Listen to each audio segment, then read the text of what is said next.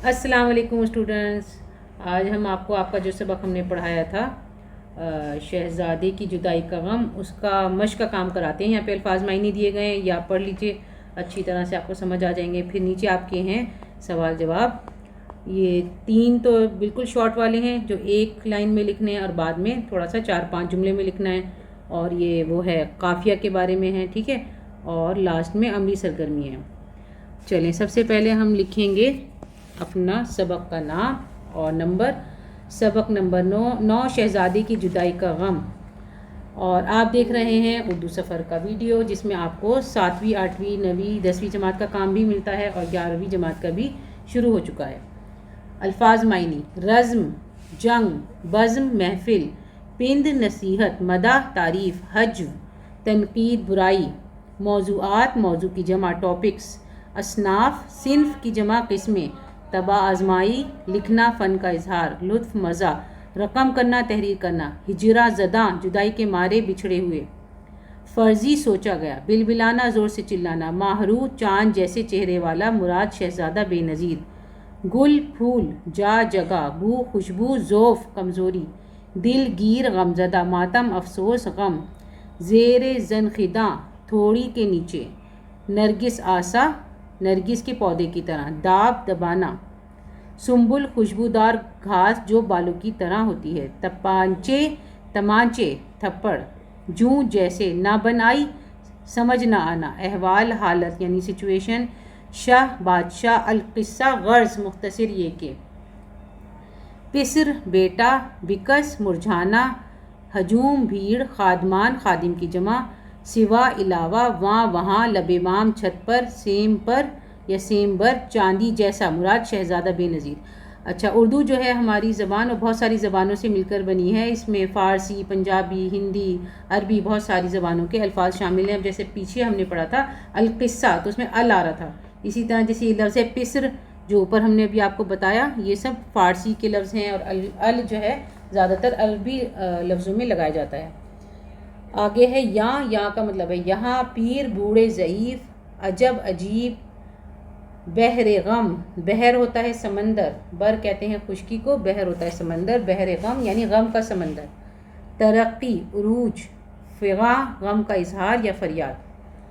हमने आपको रीडिंग करा दी थी, अब हम सवाल जवाब करेंगे तो आपको सब कुछ याद आ जाएगा। और अगर आपको अल्फाज मायनी समझ में आ गए तो आप तशरीह भी कर सकते हैं। एक जुमले में जवाब लिखना है। माँ पर शहज़ादे के गुम होने का क्या असर हुआ? माँ ने अपना कलेजा पकड़ लिया और मुरझाई कली की तरह हो गई। शहज़ादा कहाँ से गुम हुआ? शहज़ादा छत पर सो रहा था, वहाँ से परी उड़ा ले जाती है।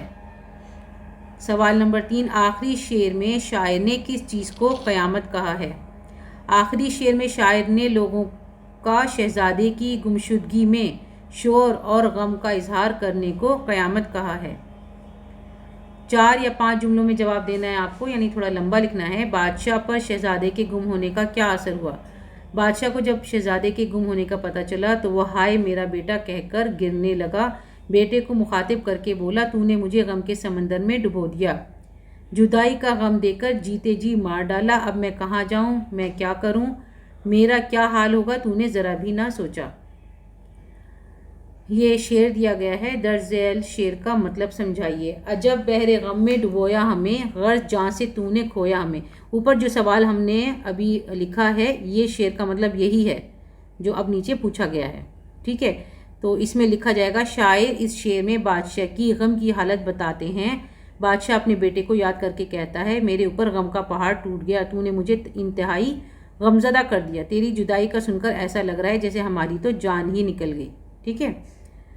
आगे है, ये लिखा है कि शहज़ादे की जुदाई का गम में 5वें और 6ठे अशार में रोने और खोने, फिरने और गिरने काफ़िए इस्तेमाल हुए हैं।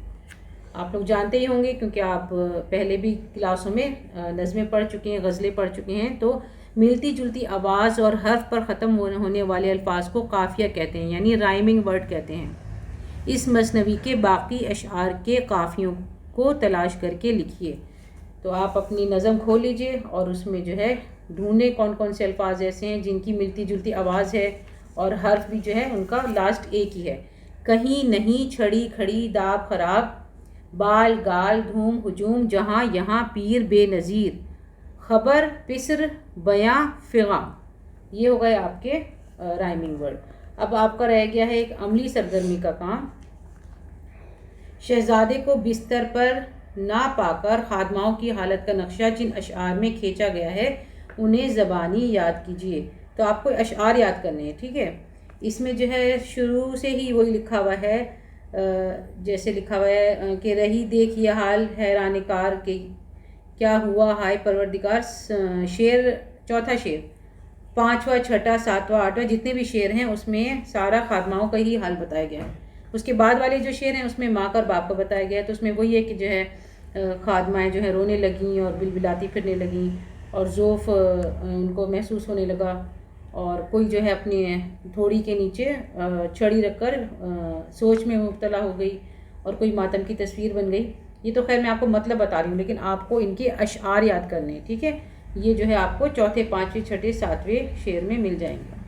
اپنے استاد سے حضرت یوسف علیہ السلام کی گمشدگی کا واقعہ معلوم کیجیے۔ اچھا، اس مثنوی میں آیا تھا نا، ہوا گم وہ یوسف پڑی یہ جو دھوم گیا کیا خادمان محل نے ہجوم۔ تو اس میں شاعر نے تلمی استعمال کی ہے۔ تلمی ہوتی ہے کسی واقعے کی طرف اشارہ ہوتا ہے، کوئی انسیڈنٹ، کوئی ایونٹ جو پاسٹ میں ہو چکا ہے۔ تو اس طرح یہ یوسف کا نام آیا تھا۔ تو اب ہم یہ دیکھتے ہیں کہ کیا ہوا تھا حضرت یوسف علیہ السلام کے زمانے میں۔ وہ اپنے باپ کے بہت زیادہ چہیتے اور لاڈلے بیٹے تھے، اور ان کے باپ تھے حضرت یعقوب علیہ السلام، اور ان کے جو باقی بھائی تھے وہ اس بات پر مطلب حسد محسوس کرتے تھے کہ والد صاحب جو ہیں وہ حضرت یوسف سے زیادہ محبت کا اظہار کرتے ہیں۔ اور انہوں نے کیا کیا، سب نے پلاننگ کر کے اور ان سے اجازت مانگی کہ ہم انہیں کھلانے کے لیے اپنے ساتھ لے جائیں گے، اور یہ باہر جا کے تھوڑا سا مزے کریں گے، انجوائے کریں گے۔ حالانکہ وہ آمادہ نہیں تھے اس بات پر، لیکن جب بہت زیادہ اصرار کیا تو حضرت یعقوب نے جانے دیا، لیکن اصل میں ان کا ارادہ یہ تھا، سازش یہ تھی کہ ان کو جو ہے باپ سے جدا کر دیں گے۔ پھر انہوں نے ان کو جنگل میں چھوڑنا چاہ رہے تھے، مگر ایک بھائی نے تھوڑا سا دل میں سوچا اور کہا کہ نہیں، کنویں میں ڈال دیتے ہیں، تو انہوں نے کنویں میں ڈال دیا تھا، اور ان کا کپڑا جو ہے اس پہ خون وغیرہ لگا کر باپ کو دکھا دیا تھا، اور کہہ دیا تھا کہ وہ ہم سے ذرا سی لاپرواہی ہوئی تو بھیڑیا آ گیا تھا، بھیڑیے نے ان کو کھا لیا۔ تو حضرت یعقوب علیہ السلام بہت زیادہ غمزدہ ہوئے، بہت زیادہ اپنے بیٹے کی جدائی کا سن کر ان کو یعنی ایک طرح سے بہت بڑا صدمہ لگا۔ یہ ہے ان کی گمشدگی کا واقعہ، اور ڈیٹیلز کی یہ ہے کہ وہ کنویں میں بھی رہے، پھر جیل میں رہے، بہت سالوں تک انہوں نے بہت پریشانیاں اٹھائیں، اور اپنے باپ کو یاد کرتے تھے، اور ان کے بھائی جو ہیں بعد میں ان کے پاس آتے ہیں، اور کیسے کیسے آگے سارا اللہ تعالیٰ ان کے حالات بدل دیتے ہیں اور اللہ تعالیٰ انہیں فتح دیتے ہیں۔